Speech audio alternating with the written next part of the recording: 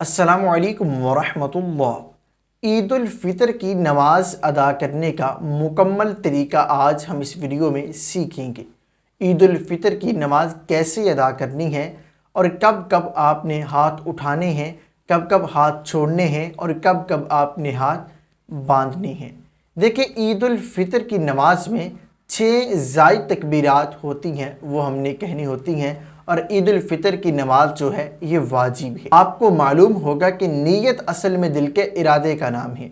दिल से इरादा हो गया, पुख्ता इरादा हो गया तो आपकी नीयत हो जाएगी।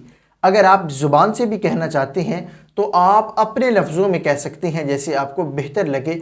अगर आप फिर यूँ कह, नीयत करता हूँ 2 रकात नमाज ईद उल फ़ितर वाजिब 6 ज़ायद तकबीरों के साथ, मुँह मेरा खाना काबा शरीफ की जानिब, पीछे इस इमाम के अल्लाह अकबर, या आप खुद इमाम हैं तो अल्लाह अकबर नीयत होगी।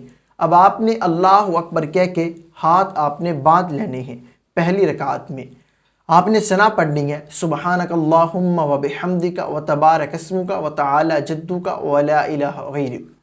फिर उसके बाद आपने 2 मरतबा हाथ उठा के छोड़ देने हैं, अल्लाह अकबर छोड़ देने हैं, अल्लाह अकबर छोड़ देने हैं, अल्लाहु अकबर हाथ आपने बांध लेने हैं।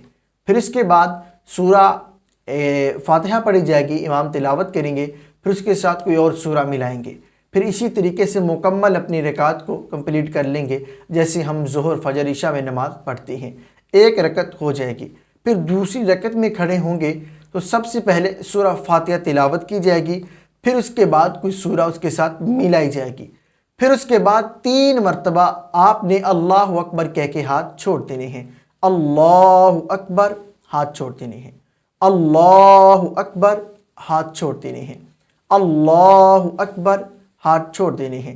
चौथी मरतबा आपने हाथ नहीं उठाने, बग़ैर हाथ उठाए हुए अल्लाह अकबर कहते हुए आपने रुकू में चले जाना है। फिर रुकू वाली तस्बीह पढ़ी जाएगी, फिर खड़े होना है, फिर सजदे में, फिर उसके बाद दूसरा सजदा, फिर इसी तरीके से आपने दूसरी रकात मुकम्मल कर लेनी है। ये था ईद उल फ़ितर की नमाज का तरीका जो आपके साथ मैंने शेयर किया। देखिए, शेयर करने की वजह ये थी कि बाज़ दफ़ा मसाजिद में ये होता है कि जब ईद उल फ़ितर की नमाज खड़ी होती है, इमाम मुसल्ले पे होता है, लोग नीयत करके खड़ी होते हैं, फिर थोड़ी थोड़ी ऐसे ऐसे करके देख रहे होते हैं कि वो बंदा कब हाथ उठा रहा है, मुझे तो नहीं पता।